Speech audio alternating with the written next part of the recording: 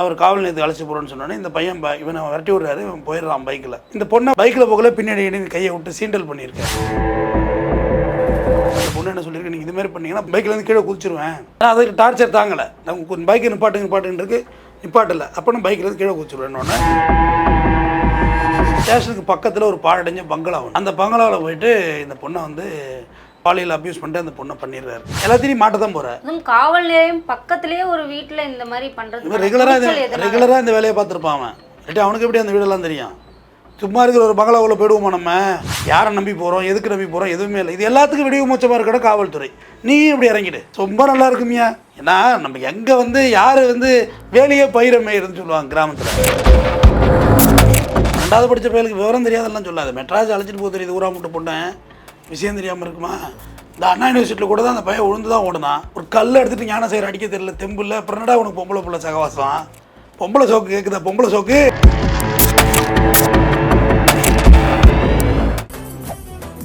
மெரிபா பன்னீர் soda, I trust மெரிபா. King TV நேயர்களுக்கு வணக்கம். இன்றைய சிறப்பு நிகழ்ச்சியில் நம்முடன் இணைந்திருக்கிறார் குற்றவியல் வழக்கறிஞர் RS தமிழ்வேந்தன் அவர்கள். வணக்கம் சார். வணக்கம். கோவை அந்த பாலியல் இஷ்யூ முடிஞ்சு இன்னும் அந்த ஈரம் கூட காயலை அப்படின்னு சொல்லலாம். அதற்கு முன்னாடி திருவண்ணாமலையில் இது போன்ற ஒரு காவல் அதிகாரியே ரிட்டன் போயிட்டு இருக்கக்கூடிய வண்டியில் இருக்கக்கூடிய பெண்ணை ரேப் பண்ணி பாலியல் தொந்தரவு செஞ்சுட்டாங்கன்றது சமீபத்தில் வந்த தகவல்.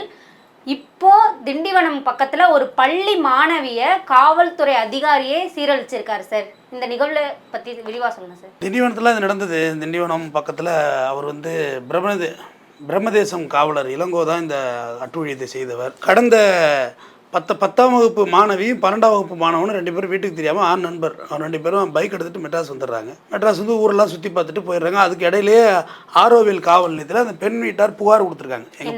எங்கள் பொண்ணு காணா போச்சு, யாரோட போனாங்கலாம் தெரியல, காணா போச்சுன்னு. இப்போ கடந்த 6ஆம் தேதி வந்து பார்த்தீங்கன்னா சென்னையிலேருந்து ரிட்டர்ன் போகிறாங்க ஊருக்கு போகல. ஒரு பிரம்மதேசம் காவலர் நைட் ரவுண்ட்ஸ் பார்ப்பாங்கல்ல, நைட் ரவுண்ட்ஸ் பார்த்தப்ப இயல்பாக 2 பேரும் பைக்கில் போகல. மடக்கி விசாரிக்கிறதுலாம் வழக்கம் தான், பட் அது தேவையில்லை இப்போதைக்கு. மடக்கி விசாரிக்கிறாங்க. மடக்கி விசாரிக்கக்குள்ள அந்த பையன் பயந்து, இந்த பொண்ணும் பயந்து நடந்ததெல்லாம் சொல்லிடுது.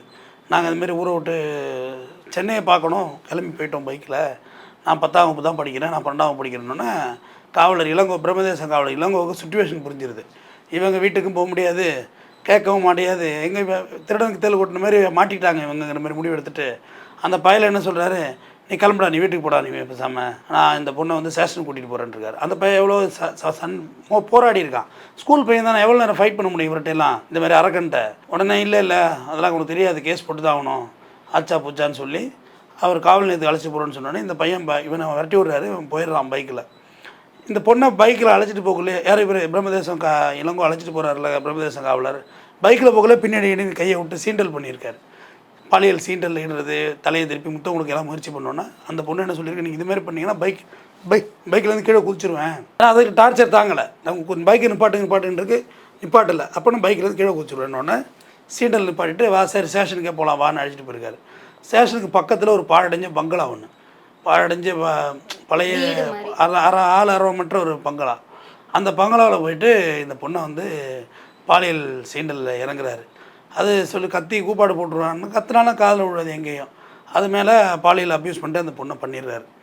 பண்ணது பிறகு அந்த பொண்ணு தப்பிச்சு பழிச்சா பரவாயில்ல, அந்த பொண்ணு நல்ல சாமர்த்தியமான பொண்ணு தான். தப்பிச்சு பழிச்சு அவர்கிட்ட ஒரு பஸ்ஸை பிடிச்சி ஏறி வீட்டுக்கு போயிடுச்சு. வீட்டுக்கு போயிட்டு இவர் இளங்கோ நினச்சது என்னென்னா, இதுவே தப்பிச்சு வந்திருக்கு, ஸ்கூல் பொண்ணு வேறு, பேரண்ட்ஸ் இதை பெருசாக எடுத்துக்க மாட்டான், எவ்வளோ பெரிய பிளான் பாரு. அவன் இது மட்டும் தான் பண்ணியிருக்கானான்னு தெரில, அவனெல்லாம் நல்லா விசாரிக்க புகாரும் இருக்குது பாலியல் புகார் இருக்குது. கல்யாணம் ஆனவன் தனியாக லிவிங் டுகெதராக வாழ்கிறான், அவன் லைஃப் ஸ்டைலே தப்பு. அவன் கால்குலேஷன், அவனோட ஸ்டேட்மெண்ட்டில் என்னென்னா, இது சொல்லாது யார்கிட்டையும், அதை மீறி சொன்னாலும் வீட்டில் உள்ளவங்க மூவ் பண்ண மாட்டாங்கன்னா பரவாயில்ல, அந்த வீட்டில் உள்ளவங்க நம்ம நன்றி சொல்லணும். அவங்க எந்த ஸ்டேஷனில் தான் பொண்ணு காணுன்னு ஆரோவில் கம்ப்ளைண்ட் கொடுத்துருந்தாங்களோ அந்த ஸ்டேஷனில், அதே ஸ்டேஷனில் போயிட்டு இவங்க புகார் கொடுக்குறாங்க, இந்த மாதிரி காவலர் இளங்கோ இந்த மாதிரி பண்ணிட்டான் அப்படின்னு சொல்லி. அப்புறம் காவலர் இளங்கோவை உடனடியாக ஆரோவில் போலீஸ் கைது செய்கிறாங்க. திண்டிவனம் மகளிர் காவல் நிலையம் அவங்க கைது பண்ணுறாங்க.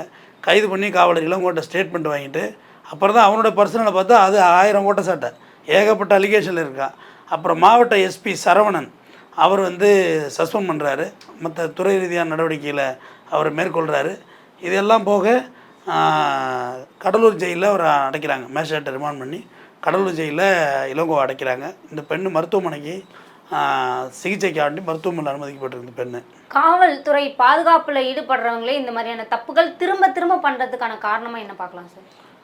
காவல்துறை வந்து பிரிட்டிஷ் பீரியட்லேருந்து நம்ம போலீஸ்லாம் நமக்கு ஒரு பயம், டிஎன்ஏலே இருக்குது நமக்கு போலீஸை கண்ட ஒரு பயங்கிறது. எல்லா காவல்துறையும் கிடையாதுமா. எவ்வளோ பேர் நல்ல காவல்துறையெல்லாம் குற்றவாளிகள்கிட்டருந்து பெண்ணை மீட்டு கொண்டு பாதுகாப்பு பண்ணவங்களாம் இருக்கிறாங்க, செக்யூர் பண்ணவங்க இருக்காங்க, டியூட்டி பார்க்கக்குள்ள வெட்டு வாங்கினவங்களாம் இருக்கிறாங்க. ஆனால் இது மாதிரி சில சைக்கோக்கள் இப்போ நைட் ரவுண்ட்ஸ், இப்போ திண்டிவனம் மேட்டரை சொல்ல நம்மளாம் பேசணும் அதை பற்றி. அவர் லாரியில் தங்கச்சி அங்கே தனியாக எவ்வளோ பெரிய சுச்சுவேஷன் பாருங்கள். இங்கே வந்து லோடு இறக்கிட்டு திருப்பி ஆந்திரா போன லாரி, அந்த அவன் மடக்கி அவன் 2 பேரும் மடக்கி 1 by 1 பைக்கில் அழைச்சிட்டு போய் பாலியல் அப்யூஸ்மெண்ட் பண்ணானுங்க திருவண்ணாமலையில். அதை பார்த்தோம். இப்போ இந்த வழக்கை பார்க்குறோம். என்னுடைய இப்போ பர்சனலாக சொல்கிறேன், வெளியில் வர்ற குற்றங்கள் குறைவாக இருக்குங்கிறது தான் எனக்கு சந்தேகமாக இருக்குது. ஏன்னா இவங்க இதே வேலையை தான் தெரிவானுங்க. இப்போ இவெல்லாம் இது ஒன்று தான் செஞ்சுருப்பாங்கிறீங்களா? இருக்குமா நிறையா? ஏன்னா நைட்டில் வரக்குள்ளே பார்த்தீங்கன்னா இப்போ ஒரு குறைந்தபட்சம் சொல்கிறேன், ஒரு காரில் வர்றோம், ஒரு சரக்கு பாட்டிலோடு இருக்குது, ஆண் பெண் நண்பர்களாக இருக்கீங்கன்னா கேஸ் போட்டுருவான், அது போட்டுருவேன், இது போட்டுருவேன் அப்படின்னு சொல்லி மிரட்டுறதுக்கு உங்களை எவ்வளோ நாள் ஆகிட போகுது? ரொம்ப சாதாரண விஷயம். அப்புறம் பாண்டிச்சேரியிலேருந்து வரக்குள்ள ஒரு பாட்டில் எடுத்துகிட்டு வரேன்னு வச்சுக்க, இது ஒரு சாதாரண விஷயம். ஒரு பெரிய கேஸெல்லாம் அதில் ஒன்றுமே இல்லை, கலாரில் ஒன்றும் போடவும் முடியாது. அகனத்துக்கு ஒரு பாட்டிலாம் உடச்சா என்ன செய்ய போகிறாங்க? திருன்னு எல்லா பாட்டையும் உடச்சோம்னா என்ன செய்ய போகிறாங்க? சின்ன விழித்தூர காட்டி மிரட்டிடலான்னு சொல்ல வர்றேன்.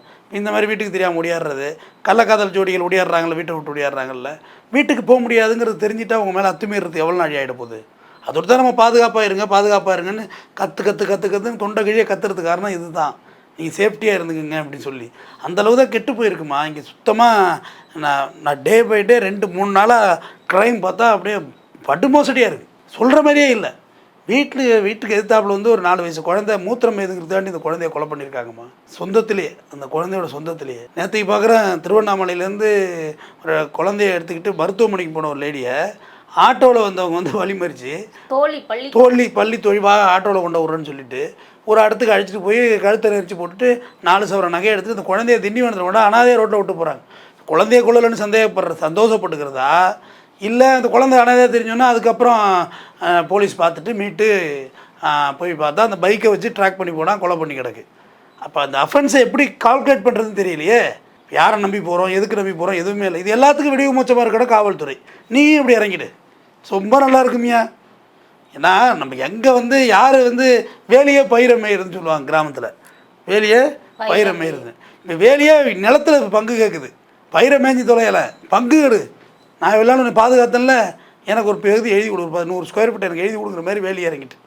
அந்த மாதிரி தான் இருக்குது காவல் நிலையங்களில். தொடர்ச்சியாக ஆரம்ப காலத்தில் ஒரு குள்ளஞ்சாவடி, இந்த மாதிரி பழசு வாசாத்தி, இதெல்லாம் படமாக காட்சியாக வந்துச்சு இல்லை, விடுதலை படம்லாம் எடுத்தாங்கல்ல, அதெல்லாம் வந்து ஏறக்குறைய ரைட், அது ஒன்றும் தப்பாலும் அவங்க காமிக்கலை. வீரப்பன் எதுக்கு வேண்டி காட்டுக்கு போனார்? காவல்துறையோட அட்ராசிட்டி தான் காட்டுக்கு போனார். வேற என்ன ஒரு தலையெழுத்தா பொன்னாட்டி பிள்ளைலாம் விட்டு போய் காட்டை கிடக்கணும் துப்பாக்கி தூக்கிட்டுன்னு? இவனை பண்ண அட்டூழியம், மலைவாழ் மக்களை நடத்தின விதம், அதுக்காக வேண்டி தான் சண்டை போட்டு காட்டுக்கு போனார். அது இன்னமும் தொடருதுங்கிறது வேதனைக்குரிய விஷயம் இல்லையா? நீ ஒரு யோக்கியமான போலீஸ்காரன் தான் என்ன செய்யணும்? எப்போ எங்கேயும் ஓடிவிடாதீங்கப்பா, உங்கள் அப்பா அம்மா வர சொல்கிறேன், வாங்க ஸ்டேஷனுக்கு வாங்க, பத்திரமா. 2 பேரும் சின்ன பிள்ளைங்க, பயப்படாதெல்லாம் ஊரை சுற்றி பார்க்க கிளம்புறது சகஜம்தான், நீ வாங்கப்பான்னு அழைச்சிட்டு போய் ஸ்டேஷனில் வச்சு சாப்பாடு படலாம் வாங்கி கொடுத்து காலையில் அவங்க பெற்றோர்களை வரவழைச்சி அவங்க கையில் ஒப்படைக்கிறது தானம்மா ஒரு டியூட்டி, உன்னோட வேலை அது தானம்மா. இல்லை அவங்கள விட்டா அவங்களே போய்க்க போகிறாங்க, உனக்கு ஏன் இவ்வளோ பெரிய கரிசனம்? மெட்ராஸ் வரையும் பெட்ரோல் போட்டு போக தெரிஞ்சு உனக்கு வீட்டுக்கு போக தெரியாதா?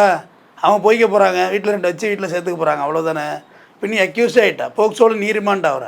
இதெல்லாம் 100% கன்விக்ஷன் கேஸு. ஏன்னா டியூட்டியில் இருந்த போலீஸ்காரன் இல்லைன்னா மறுக்க முடியாது. இல்லை நீ அன்யூனிஃபார்மில் இருந்தேன், மஃப்டியில் இருந்தானே சார், நான் சிஎல்ல இருந்தேன், லீவில் இருந்தேன், நான் டியூட்டியே பார்க்கலங்கிற டிஃபென்ஸ் எடுக்கலாம்.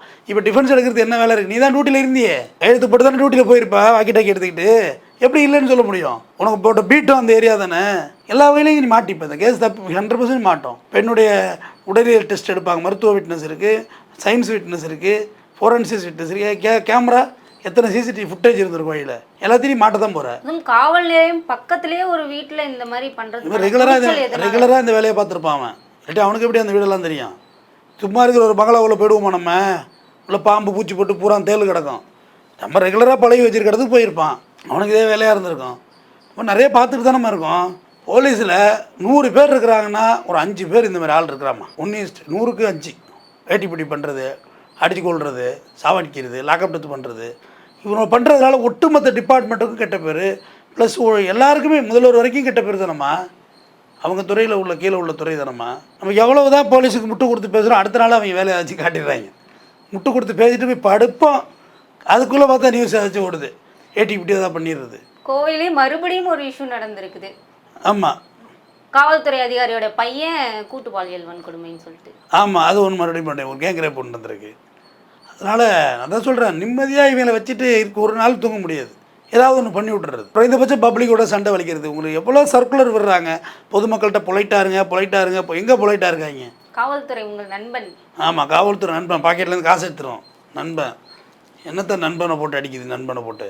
அதை மகாத்மா காந்தி அதை சொல்கிறார், நீங்கள் வந்து எஜமானர்கள் அல்ல, நீங்கள் சர்வெண்ட்டு. பொதுமக்களுக்கு போங்க, போலீஸ் ஸ்டேஷனில் கொட்டை இடத்துல எழுதி போட்டிருக்காங்க, நீங்கள் சர்வெண்ட் அப்படின்னு சொல்லி. ஆனால் எங்கம்மா நடக்குது? எந்த இடத்துலையும் அது இல்லை. போலீஸ் ஸ்டேஷனில் பூந்து அட்ராசிட்டி பண்ணுறான்.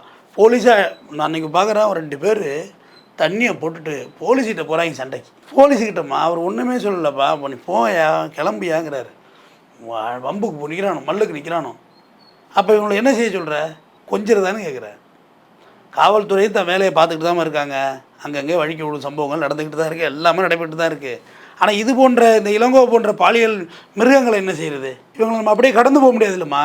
அது பாதிக்கப்பட்டது பள்ளி மாணவி இல்லை சார், பள்ளி மாணவியாக இருக்குது, பல்லு போன கிளவியாக இருக்குது. நீ பார்க்கலாமா அந்த வேலையானுங்கிறது தான் நான் என்னோட கேள்வி.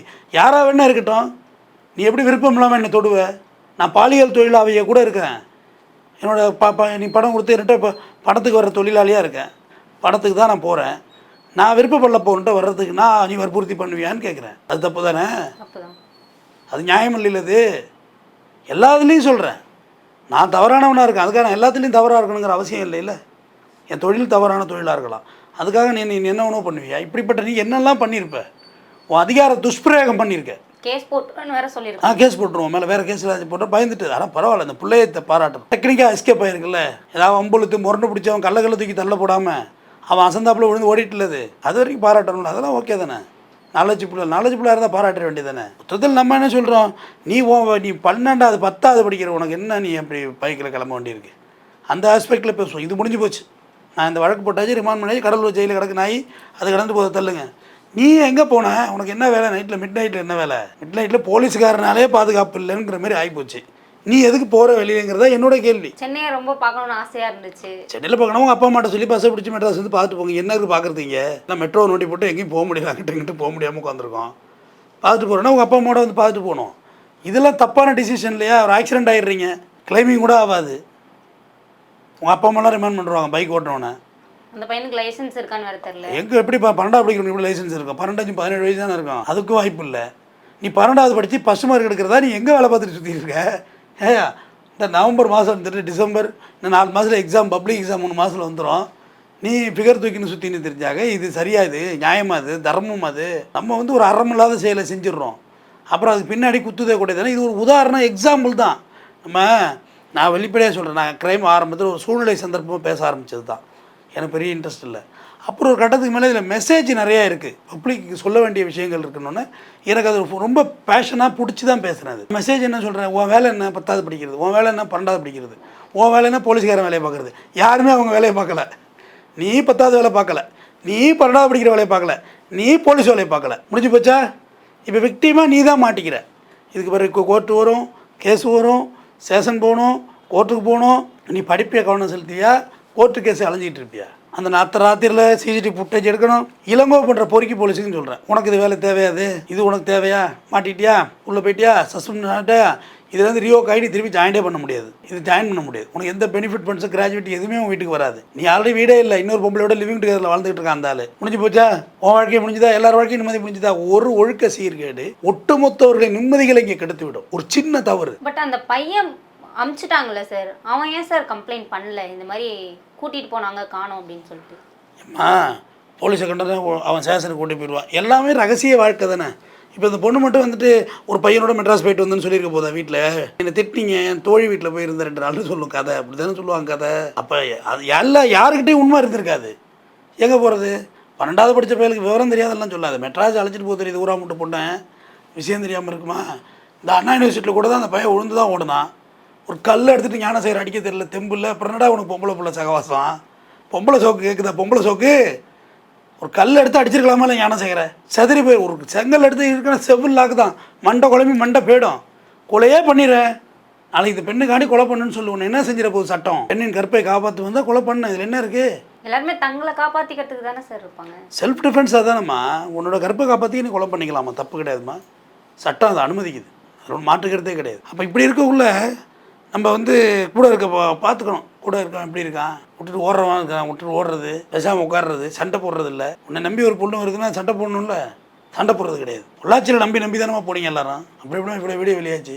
நம்பி போகிறதுக்கு என்ன இருக்குது? உங்கள் அப்பா அம்மாவை நம்பிப்போ, உன் அண்ணன் தம்பியை நம்பிப்போ, கல்யாணம் பண்ணா உன் புருஷனை நம்பிப்போ.